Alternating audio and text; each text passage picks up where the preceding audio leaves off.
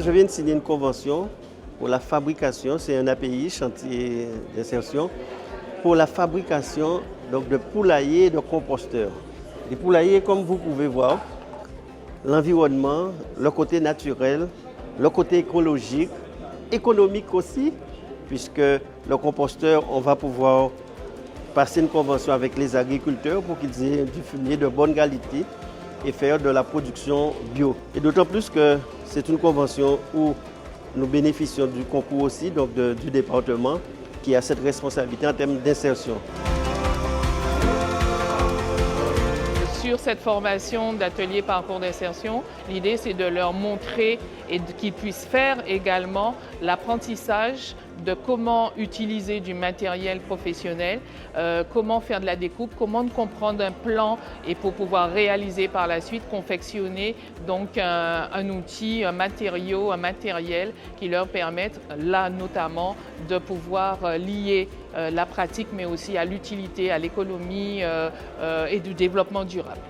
En termes de menuisier, en termes de charpentier, en termes de couvreur. Ce sont des métiers où il y a un avenir très propice parce que 70%, voire 80% de nos constructions, c'est de la charpente et de la couverture. 20% des bâtiments administratifs, c'est de l'étanchéité. Donc c'est vraiment un métier où il y a énormément de boulot. L'objectif de ce bootcamp, c'est de mettre à disposition de tous les publics un accompagnement de pointe. Un accompagnement qui en général est spécifique pour les startups, pour les grandes entreprises. Et en fait, on l'a modélisé pour qu'il s'adapte à n'importe quelle typologie de porteur de projet. Donc là, on l'expérimente. On l'expérimente avec le soutien de la CNBT, de France Travail et du conseil départemental. Et charge à nous de valider l'essai et de montrer que ces techniques-là, eh bien, elles fonctionnent pour tout le monde.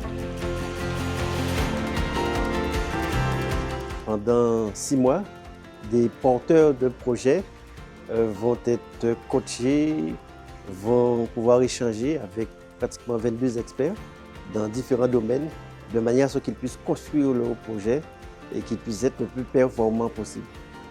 Ils ont une volonté, une idée, mais il faut structurer tout cela pour que cela puisse se traduire en création d'entreprises et par la suite en entreprises performantes qui réussissent.